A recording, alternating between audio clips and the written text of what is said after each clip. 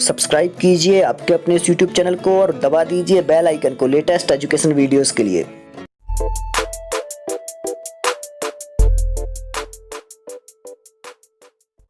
चलिए शुरू करते हैं आज के प्रश्नोत्तर। और यहाँ जो ये वीडियो है इसके पहले भी एक वीडियो अपलोड हो चुका है जिसमें संस्कृत पेडागोजी के प्रश्न पूछे गए थे और वो MP वर्ग 3 जो 2011 में हुई थी उसमें ये प्रश्न पूछे गए हैं। क्योंकि अलग अलग पेपर होते हैं तो अलग अलग पेपर होने के कारण से उसमें अलग अलग क्वेश्चंस भी रहते हैं और उन क्वेश्चंस के हिसाब से यहाँ पर मैं अलग अलग वीडियो ला रहा हूँ। तो ये इसके पहले जो एक वीडियो है वो आप लोग देख लें। MP वर्ग 3 का ही पेपर था कि किस प्रकार के प्रश्न पूछे गए हैं संस्कृत पेडागोजी के। चलिए पहले प्रश्न से स्टार्ट कर रहा हूं। आप लोग यदि चैनल पर नए हैं तो चैनल को सब्सक्राइब कर लें और अपने मित्रों को जरूर शेयर करें। और आप लोगों को कुछ पूछना है तो इंस्टाग्राम पर मुझे फॉलो कर लें, वहां पर पूछ लें। और टेलीग्राम सुविज्ञा पर जाकर के आप लोग जो भी डाउनलोड करना है वहां पर बहुत सारी PDF है, 6 महीने पहले के SMS देखें, वहां पर आप लोगों को मिल जाएंगी। चलिए चलते हैं पहले प्रश्न पर। कठिन शब्दानाम उच्चारणाभ्यासः कदा भवति। क्या कह रहे हैं? कठिन शब्दों का उच्चारण अभ्यास कब होता है? तो ऑप्शन पहला दिया है प्रश्नोत्तर समय, प्रश्नोत्तर के समय में। दूसरा दिया है अनुकरण वाचन से पश्चात, अनुकरण वाचन के बाद। या फिर आदर्श वाचन से पश्चात, आदर्श वाचन के बाद। पश्चात मतलब बाद में, आदर्श वाचन से मतलब आदर्श वाचन के, जहां पर ये स्या दिखे, षष्ठी विभक्ति का एक वचन है तो काकी के। स्पष्टीकरण से पश्चात, स्पष्टीकरण के बाद। तो क्या रहेगा सही उत्तर? कठिन शब्दानाम उच्चारण अभ्यास कदा भवति। कठिन शब्दों का उच्चारण अभ्यास कब होता है? सही रहेगा अनुकरण वाचन से पश्चात। मतलब कि जो कठिन शब्द हैं, कठिन शब्दों का जो उच्चारण का अभ्यास होता है ये अनुकरण वाचन के पश्चात होता है। तो ये जो बी दिख रहा है, बी वाला, अनुकरण वाचन से पश्चात, ये रहेगा इसका सही उत्तर। चलते हैं दूसरे प्रश्न पर। श्रेष्ठ शिक्षणाय कस्याः महत्वं वर्तते। श्रेष्ठ शिक्षणाय कस्याः महत्वं वर्तते। श्रेष्ठ शिक्षण के लिए किसका महत्व होता है? ऑप्शन पहला दिया है पाठस्य, पाठ का। दूसरा ऑप्शन दिया है अध्यापकस्य, अध्यापक का। या फिर इकाई योजनायाः, इकाई योजना का। या नियोजन प्रक्रियायाः, नियोजन प्रक्रिया का। तो श्रेष्ठ शिक्षण के लिए पूछा है श्रेष्ठ शिक्षणाय कस्याः महत्वं वर्तते। श्रेष्ठ शिक्षण के लिए किसका महत्व है? तो सही क्या रहेगा? जो बी दिया हुआ है, बी वाला, अध्यापकस्य, अध्यापक का। क्यों? क्योंकि श्रेष्ठ शिक्षण के लिए अध्यापक का विशेष महत्व होता है और अध्यापक के द्वारा ही श्रेष्ठ शिक्षण संचालित होता है। तो इसलिए जो अध्यापक से ऑप्शन दिया है ये रहेगा सही। आगे, पाठोपरांत मूल्यांकनम अस्ति। पाठोपरांत मूल्यांकन है। क्या है पाठोपरांत मूल्यांकन? ये आपको बताना है। यहाँ पर ऑप्शन पहला दिया है पाठस्य पाठनात् पूर्वम, पठनात् कर दो यहाँ पर, हाँ, पाठस्य पठनात् पूर्वस्य, पाठ को पढ़ने के पूर्व। या फिर पठतः पाठस्य, पाठ पढ़ते हुए। या फिर पाठस्य पाठनात् अनंतरम, पाठ को पढ़ने के बाद। या फिर अन्यस्य, या फिर अन्य।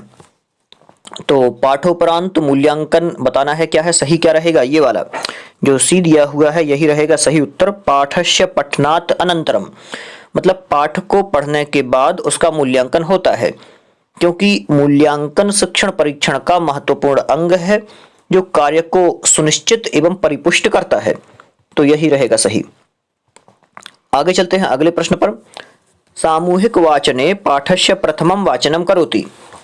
जो सामूहिक वाचन होता है, सामूहिक वाचन में पाठ के प्रथम, जो पाठ का प्रथम वाचन होता है सामूहिक वाचन में, ये कह रहे हैं। तो बताना है आपको सामूहिक वाचन में पाठ का प्रथम वाचन किसके द्वारा होता है, यहां पर ये बताना है। ऑप्शन पहला है अध्यापक के द्वारा होता है। समूहस्य छात्रः, छात्रों का जो समूह है उसके द्वारा होता है। या फिर समूह के नेता के द्वारा होता है। समूहस्य नेताम, समूह के नेता के द्वारा होता है। या सर्वे छात्राः, सभी छात्र करते हैं। तो सामूहिक वाचने पाठस्य प्रथमम वाचनम, तो पाठ का प्रथम वाचन कौन करता है ये बताना है। तो सामूहिक वाचन में जो पाठ का प्रथम अभ्यास का जो मतलब ये कहे कि सामूहिक वाचन में पाठ या अभ्यास का जो प्रथम वाचन होता है, प्रथम वाचन की चर्चा चल रही है तो अध्यापक करता है। और वो कहलाता क्या है? आप लोगों ने पढ़ा ही है, आदर्श वाचन जिसे बोलते हैं। बिल्कुल सेम टू सेम वही प्रक्रिया है और ये रहेगा सही, अध्यापक। आगे दिया है अगला प्रश्न। जहां पर दिया है छात्रे भाषा विकासेन सह भाषा शिक्षणे यस्य आवश्यकता अस्ति। क्या कह रहे हैं? छात्रे भाषा विकासेन सह, तो छात्र में भाषा विकास के साथ भाषा शिक्षण जो है, भाषा शिक्षण में जिसकी आवश्यकता होती है, यस्य मतलब होता है जिसकी आवश्यकता होती है। एक बार और समझ लेते हैं। छात्र में भाषा विकास के साथ भाषा शिक्षण में जिसकी आवश्यकता होती है वह है, क्या है वह? परिवर्तनस्य परिवर्तन की, अनुशासनस्य अनुशासन की, स्थिरतायाः स्थिरता की, रटनस्य रटन की। सही क्या रहेगा उत्तर? तो जो अनुशासन है, अनुशासन की आवश्यकता होती है। मतलब कि छात्रों में भाषा विकास के साथ भाषा शिक्षण में जिसकी आवश्यकता होती है वह अनुशासन है।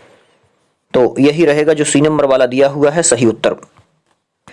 चलिए चलते हैं अगले प्रश्न पर, जहां पर दिया है श्रेष्ठ मूल्यांकनस्य गुणः अस्ति। श्रेष्ठ मूल्यांकन का गुण है, क्या है श्रेष्ठ मूल्यांकन का गुण? वस्तुनिष्ठता है, विश्वसनीयता है, वैधता है या उपर्युक्ताः सर्वाः, उपर्युक्त में सभी। तो श्रेष्ठ मूल्यांकन जो होता है, श्रेष्ठ मूल्यांकन के गुणों के बारे में पूछा है, तो वस्तुनिष्ठता भी होती है श्रेष्ठ मूल्यांकन में, विश्वसनीयता भी होती है और वैधता भी होती है। मतलब कि सभी गुण जो है उपर्युक्त सर्वाह दिया हुआ है, ये रहेगा इसका सही उत्तर। चलते हैं अगले प्रश्न पर, और ये एमपी वर्ग 3 में पहले प्रश्न पूछे जा चुके हैं, वही प्रश्न हैं और ये सभी प्रतियोगी परीक्षाओं के हिसाब से महत्वपूर्ण हो, चाहे एमपीटीईटी हो, सीटीईटी, यूपीटीईटी हो या फिर किसी भी प्रकार की टीईटी हो, तो उनमें यही प्रश्न अधिकतर पूछे जा रहे हैं। और मैंने देखा भी है कि कभी कभी सीटीईटी परीक्षा के प्रश्न एमपीटीईटी में, एमपीटीईटी के सीटीईटी में, और भी बहुत सारी जो यहाँ पूरे भारत में जो टीईटी होती है उनके प्रश्न एक दूसरे में आते रहते हैं। तो आप लोगों को सभी टीईटी के यहाँ पर प्रश्न कराए जा रहे हैं, तो आप लोग अच्छे से करते जाएं, इससे आपका अभ्यास बहुत अच्छा हो जाए। चलिए अगला प्रश्न है, प्राचीन काले गुरुः स्वशिष्यान् केन विधिना शिक्षयति स्म। प्राचीन काल में गुरु स्वशिष्यान् अपने शिष्यों को केन विधिना किस विधि से शिक्षयति स्म शिक्षा प्रदान करता था। तो किस विधि से शिक्षा प्रदान करता था? ऑप्शन पहला दिया है आगमन निगमन विधि, आगमन विधि दिया है पहला, तो इससे तो करता नहीं था क्योंकि यह आधुनिक विधि है। व्याख्यान विधि ना, हाँ ये ठीक हो सकता है। अनुसंधान विधि और प्रयोगशाला विधि भी दिए हैं। तो सही क्या रहेगा? जो व्याख्यान विधि है यही ज्यादा करेक्ट होगा कि जो प्राचीन काल में गुरु छात्र को शिक्षा देता था वो इस विधि के से देता था, व्याख्यान विधि से, क्योंकि छात्र सुनकर उसे ग्रहण करते थे। और पहले श्रुति परंपरा विकसित हुई थी, आप लोगों को पता ही है। उसके बाद में लेखन परंपरा की शुरुआत हुई। आप लोग जानते हैं पहले श्रुति परंपरा है सुनना, और उसके बाद में लेखन परंपरा है। तो ये व्याख्यान जो है व्याख्यान विधि से शिक्षण कराया जाता था। आगे, छात्रः कस्मिन् कार्ये अधिकां रुचिं प्रदर्शयति। मतलब कि दर्शयति दिया है, छात्रः कस्मिन् कार्ये अधिकां रुचिं दर्शयति। छात्र किस कार्य में अधिक रुचि प्रदर्शित करते हैं? पहला ऑप्शन दिया है लेखने, लेखन में। दूसरा ऑप्शन है पठने, पठन में। तीसरा है चित्रेषु रागभरणे, चित्रों में, या फिर चित्रों में रंग भरने में, या फिर उपर्युक्तेषु त्रिषु एव, उपर्युक्त में तीनों ही सही हैं। तो सही क्या रहेगा? जो छात्र हैं निम्नलिखित कार्यों में से अधिक रुचि दिखाता है। तो पहला लेखन में, दूसरा पढ़ने में, तीसरा चित्रों में रंग भरने में, और सभी या फिर उपर्युक्तेषु त्रिषु। तो सही क्या रहेगा? ये तीनों ही सही हैं। छात्र तीनों कार्यों में बहुत ज्यादा रुचि दर्शाता है, तीनों में बराबर रुचि रहती है। आगे चलते हैं, दिया है छात्रः स्वहृदयस्य विचारान् कया भाषया सरलतया प्रकटीकर्तुं समर्थः भवति। और आप लोगों ने एक चीज और देखी होगी कि जो ये नए नए प्रश्न आ रहे हैं, चाहे वो एमपीटीईटी के हों चाहे किसी भी परीक्षा के, अधिकतर प्रश्न रिपीटेड ही हैं, लेकिन इनको थोड़ा सा बदल के या शब्द यहाँ के वहाँ करके आगे पीछे करके और फिर लिखा है, या फिर कहीं कहीं ऑप्शन भी चेंज कर दिए हैं थोड़े से। तो ये भी है। तो मेरा मानना यही है कि आप लोग प्रश्नों का अभ्यास बार बार करें और जितने भी प्रश्न आपको मिलते हैं उनको पढ़ते रहें। तो सही क्या रहेगा? पहला ऑप्शन दिया हुआ है। पहले प्रश्न आप लोगों को समझ में आ ही गया होगा। छात्र अपने हृदय अथवा मन के विचारों को आसानी से प्रकट या अभिव्यक्त करने में समर्थ होता है, किसमें होता है? तो सभी को पता है, ये प्रश्न बार बार पूछा जा चुका है, मातृभाषा है इसका सही उत्तर। अपनी मातृभाषा में समर्थ होता है अपने भावों और विचारों को अभिव्यक्त करने में। संस्कृते मूल्यांकन प्रयोजनम अस्ति। संस्कृत में मूल्यांकन का प्रयोजन क्या है? ऑप्शन पहला दिया है विषय ज्ञानस्य परीक्षणम, विषय ज्ञान का परीक्षण। अग्रिम कक्षायाम क्रमोन्नति, अग्रिम कक्षा में क्रमोन्नति मतलब अगली कक्षा में प्रवेश, जैसे छठवीं में है तो सातवीं में, तो मूल्यांकन का उद्देश्य क्या ये है क्या? या फिर भाषाम प्रति रुचि जागरण, भाषा के प्रति रुचि का जागरण। या फिर लिपेह सम्यक ज्ञानम, लिपेह मतलब लिपि का, तो लिपि में सप्तमी का एक वचन, लिपि में सम्यक ज्ञान, लिपि का अच्छी तरह से ज्ञान, सम्यक मतलब होता है अच्छी तरह से। तो क्या कह रहे हैं कि संस्कृत में मूल्यांकन का प्रयोजन क्या है? सही क्या रहेगा? तो जो पहला वाला ऑप्शन दिया है ये वाला, यही रहेगा सही। विषयस्य परीक्षणम, विषय का परीक्षण ही है, मतलब कि संस्कृत मूल्यांकन का प्रयोजन विषय ज्ञान के परीक्षण से संबंधित है। इससे यह स्पष्ट होता है कि विषय विशेष के अंतर्गत छात्र की कितनी पैठ है, कितनी पकड़ है, कितना उसको ज्ञान है। चलते अगले प्रश्न पर, जहां पर दिया है मौन वाचनस्य अभ्यासः भवितव्यः। मौन वाचन का अभ्यास हो या फिर होना चाहिए, मौन वाचन का अभ्यास होना चाहिए, कैसा होना चाहिए? पहला ऑप्शन है यदा कदा, यदा कदा होना चाहिए, कभी कभी। अनियमित रूपेण, अनियमित रूप से हो। या फिर रात्रौ समय, रात्रि समय में हो। या फिर नियमित रूपेण, नियमित रूप से हो। तो कब होना चाहिए? तो यही रहेगा सही उत्तर, नियमित रूपेण। मौन वाचन का अभ्यास नियमित रूप से होना चाहिए, क्योंकि इसे विषय वस्तु की समझ भी बढ़ती है इससे, और नियमित रूप से, इसलिए मौन वाचन होना चाहिए। तो सही क्या रहेगा? जो डी नंबर वाला दिया हुआ है यही होगा इसका सही उत्तर। आगे चलते हैं। श्रुतलेखनस्य का उपयोगिता वर्तते। श्रुतलेखन की क्या उपयोगिता है?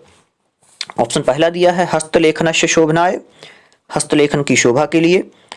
कक्षायाः नियंत्रणाय, कक्षा में नियंत्रण के लिए।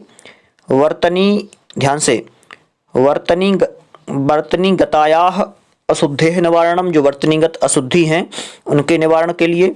या फिर उपर्युक्तम सर्वम, उपर्युक्त सभी। तो श्रुतलेखन की उपयोगिता के बारे में पूछा है कि श्रुतलेखनस्य का उपयोगिता, श्रुतलेखन की क्या उपयोगिता है?